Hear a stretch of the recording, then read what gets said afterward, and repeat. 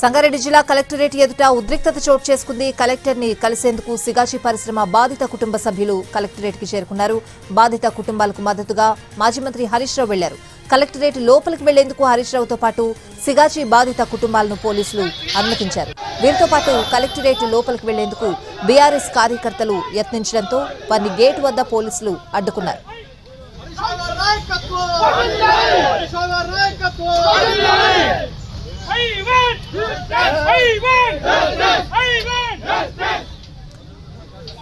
సంగారెడ్డి జిల్లా కలెక్టరేట్ ఎదుట ఉద్రిక్తత చోటు చేసుకుంది. కలెక్టర్ ని కలిసేందుకు సిగాచి పరిశ్రమ బాధిత కుటుంబ సభ్యులు కలెక్టరేట్ కి చేరుకున్నారు.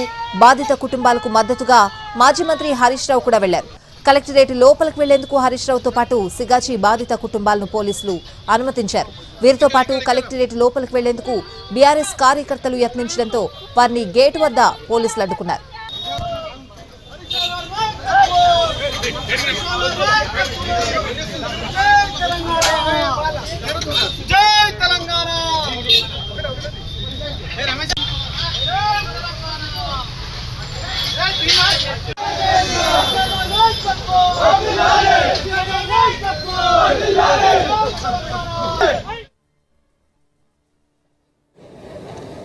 బూడిదైపోతే కనీసం వాళ్ళకి శవాలను కూడా ఇవ్వలేదు. ఫోటో ఉందా బాబు? అది అట్ట పెట్టదు.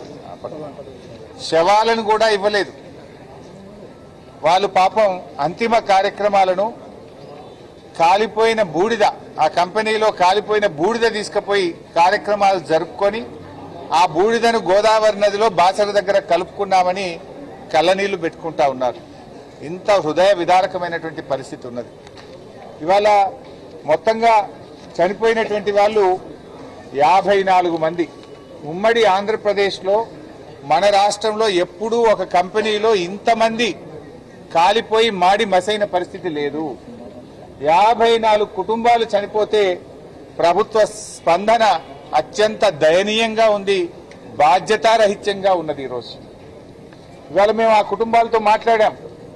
మన నర్సాపూర్ నియోజకవర్గానికి చెందిన సిల్వేర్ రవి, ఆ కుటుంబం మిస్సింగ్ కుటుంబం, వాళ్ళ ఫ్యామిలీ మెంబర్స్ కిషోర్ అని వాళ్ళ బ్రదర్ ఇన్ లా వచ్చాడు ఇక్కడికి. ఆయన చెప్తున్నాడు ఎంత తిరిగినా కూడా పట్టించుకోవట్లేదు.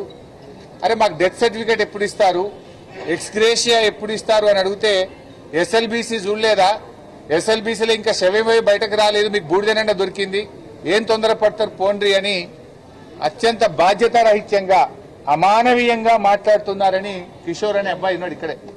ఆ కిషోర్ చాలా బాధతో చెప్పడం జరుగుతూ ఉంది. అదేవిధంగా సోహెల్ అన్సారీ, జార్ఖండ్ రాష్ట్రానికి చెందినటువంటి వ్యక్తి, వారు కూడా ఇక్కడ ఉన్నారు. చాలా మంది ఉన్నారు కానీ 2-3 ఎగ్జాంపుల్స్ చెప్తాను. నేను బీహార్ నుంచి ఇక్కడికి రావాలంటే వచ్చిపోయినప్పుడల్లా 30,000 ఫ్లైట్ కిరాయి అవుతుంది.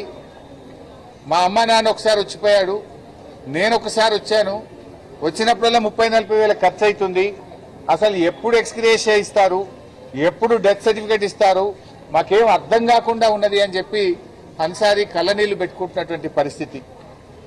మొయినుద్దీన్ ఖాన్ అని చెప్పి బీహార్ రాష్ట్రం, మొయినుద్దీన్ ఖాన్ ఇక్కడ ఉన్నాడు. 28 రోజుల నుంచి ఆఫీసుల చుట్టూ తిరుగుతా ఉన్నాను. 3 నెలలు అయిద్దో తెలియదు, 6 నెలలు అయిద్దో తెలియదు, ఏడాది అవుతుందో తెలియదు అని ఏమీ చెప్పట్లేదు సార్, మాకంతా అయోమయంగా ఉంది అని చెప్పి మొయినుద్దీన్ ఖాన్ బాధపడతా ఉన్నాడు. ఆంధ్రప్రదేశ్ రాష్ట్రానికి చెందిన అనిరుద్ అనే అబ్బాయి ఉన్నాడు ఇక్కడ. మా మీద సంతకాలు పెట్టించుకున్నారు, 10 లక్షలు మాత్రం ఇచ్చి ఏం జరిగినా మీదే బాధ్యత అని సంతకాలు పెట్టించుకున్నారు. మిగతాది ఎప్పుడు ఇస్తారు, ఎంత ఇస్తారు అంటే చెప్పట్లేదు. ముఖ్యమంత్రి ₹1 అన్నాడు. అధికారులను అడిగినా కంపెనీ వాళ్ళని అడిగినా ఎంత ఇస్తారు అంటే చెప్పడం లేదు, ఎప్పుడు ఇస్తారు అంటే చెప్పడం లేదు. మాకేం అర్థమైతలేదు సార్, మమ్మల్ని ఆదుకోండి అని చెప్పి ఆంధ్రప్రదేశ్ చెందిన అనిరుద్ధ్ ఇక్కడ మాట్లాడుతూ ఉన్నారు.